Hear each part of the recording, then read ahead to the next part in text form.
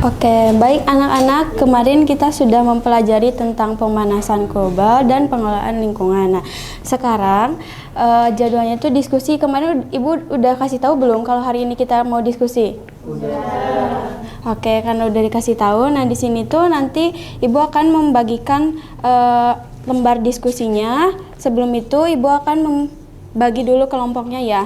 Untuk yang kelompok pertama ada Deharia, Derahma, Dedila, dan Dehaira. Untuk kelompok yang kedua ada Deima, Devara, Dewaki, dan Delatif. Nah, silakan ini LKPD-nya Ibu bagikan terlebih dahulu.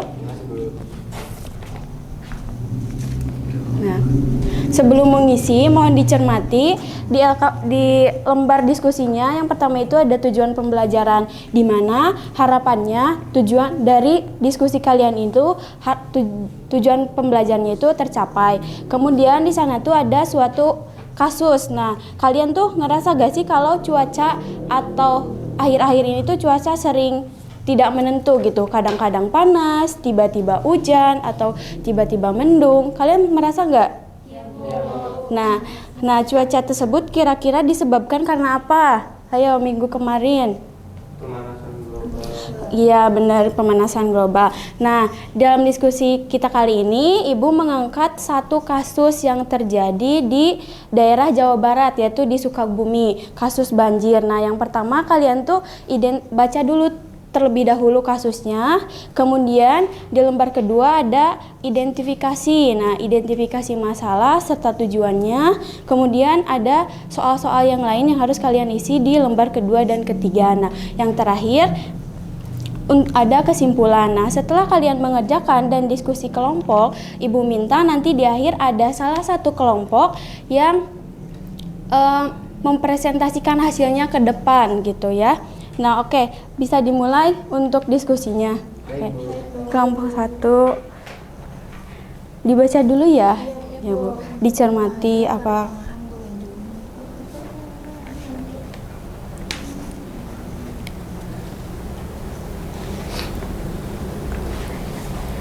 Identifikasi masalahnya.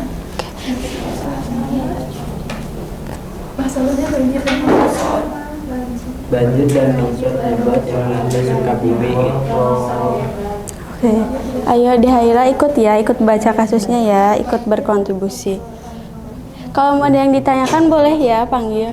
Oke, untuk kelompok 2 sudah merumuskan masalahnya? Sudah, Bu. Oke, dibaca kembali ya, dicermati. Ini masalahnya Ibu. Iya. Banjir dan longsor. Iya. Cara mencegah terjadinya banjir dan longsor. Oke.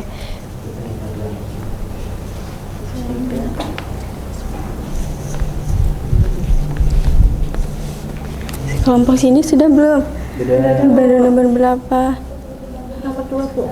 Nomor 3. Perubahan pola cuaca. Ini kan Nah. ini tulisnya tanahnya sudah gundul, berarti karena gundul itu pohonnya tuh ini ya karena banyak ditebang jadi gundul tanahnya.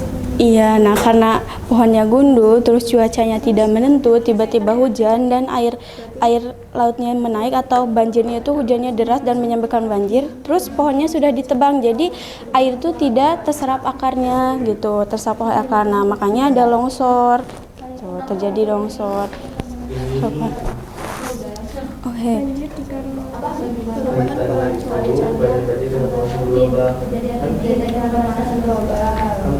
Kalau yang nomor 2 itu secara langsung atau tidak langsung gitu? Penyebab banjir secara langsungnya. Nah, berdasar banjir itu disebabkan karena apa? Curah hujan. Ya, curah hujan yang tinggi. Nah, dan tidak berhenti kan hujannya disebabkan karena pemanasan global yang tadi gitu. Perubahan pola cuaca di pemanasan global. Pemanasan global yang menyebabkan menjadi Oke. Oke, sekelompok ini sudah sampai mana? Nomor 3 Bu, sekarang nomor 4. Tuliskan dampaknya bagi lingkungan itu. menjadi tercemar longsor. Posisi ini nggak sih menyebabkan Kerusakan ekosistem sungai dan daerah aliran sungai ya Bu ya. Oh iya, Bu. tanah yang menjadi gundul menjadi rawan longsor. Ekosistem sungai, Mengubah kompos rumah tangga. Ekosistem mengubah sampah terus rumah tangga. pencemaran air sungai,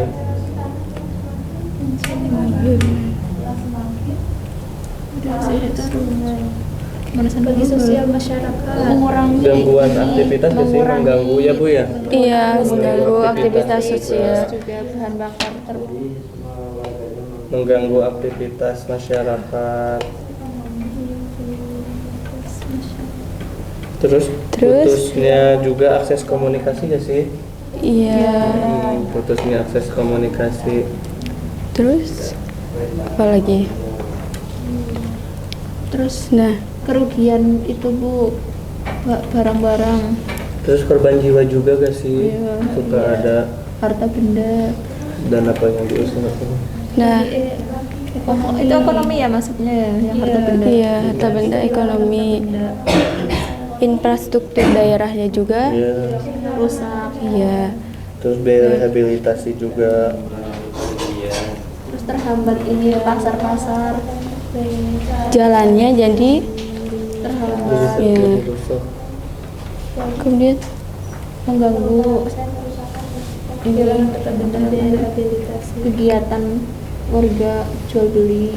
Menghambat. Nah, ini untuk nomor 2 penyebabnya dari pemanasan global. Nah, karena dari kasus di atasnya, mungkin ini bisa dikaitkan penyebabnya itu karena hujan yang curahnya terlalu tinggi yang disebabkan oleh pemanasan global. Gitu. Pemanasan globalnya apa? Iklim, perubahan iklim yang ekstrim gitu ya. Nah, biar tidak nanti dijelaskan di depannya biar selaras gitu. Ya. Itu Bu, Ya. Oke. Apa? Kelompok sini. Untuk yang nomor 5 itu dijelaskan tidak ya? atau sebutin aja. Disebutin aja. Kan tuh yang bisa dilakukan oleh pemerintah buat mencegah banjir. Sistem peringatan dini itu gimana itu maksudnya? Apa? Ya. Sistem peringatan dini. Oh, mungkin pemerintah tuh bisa bikin kan banjir itu ulah dari siapa? Manusia. Nah, manusia. Nah, mungkin dari pengelolaan sampahnya. Nah, sistemnya itu harus diperbaiki. Mungkin di suatu daerah tuh ada pengelolaan sampahnya agar tidak ada lagi masyarakat atau warga yang membuang sampah ke sungai. Nah, gitu. Terus Nomor 6, berikan contoh 2 aksi nyata yang dapat dilakukan oleh remaja. Penghematan, penghematan energi itu. Penghematan energi Iya. sama menerapkan 3R ya.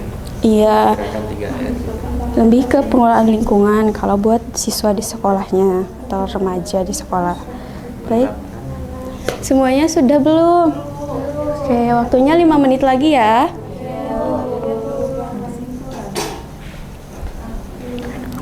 Jawab tujuannya tadi.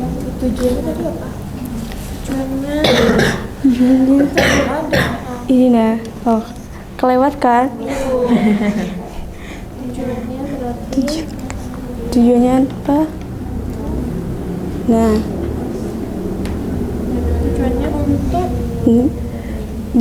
di sini ada ya tujuan berarti kita tuh untuk menganalisis hubungan pemanasan global dan banjir itu kayak gimana, terus solusinya kayak gimana agar pemanasan global itu tidak atau berkurang gitu kan sudah terjadi ya di Indonesia. Berarti meminimalisir. Iya. Jadi ya gitulah. Kelompok sini sudah belum? kita lagi Bu. Oke.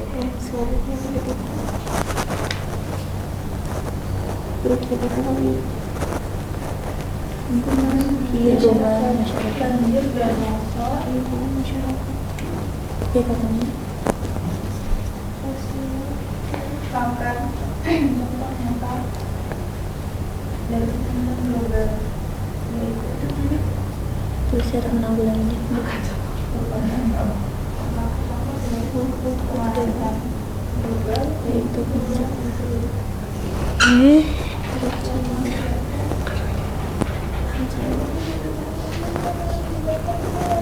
Oke, sudah ya? Sudah belum? Kesimpulan Bu. Oke.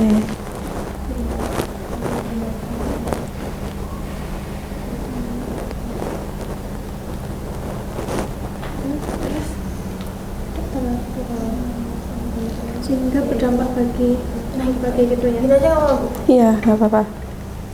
Sehingga berdampak Bagi bumi, bagi alam semesta.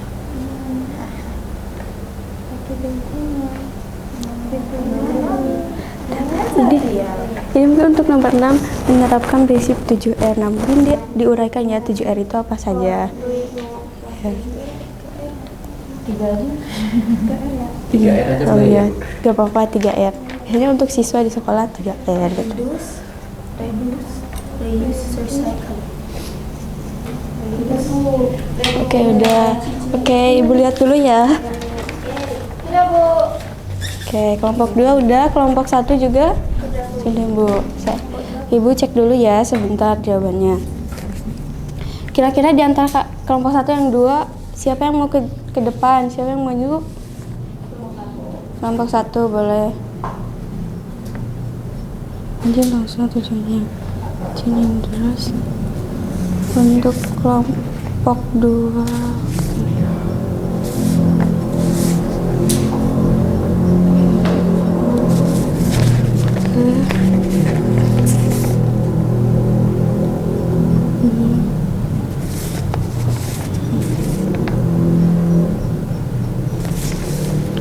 Oke, siapa yang mau maju? Oke, boleh Haira maju, silahkan. Kelompok 1. Ini, coba dijelaskan hasil diskusi kelompoknya.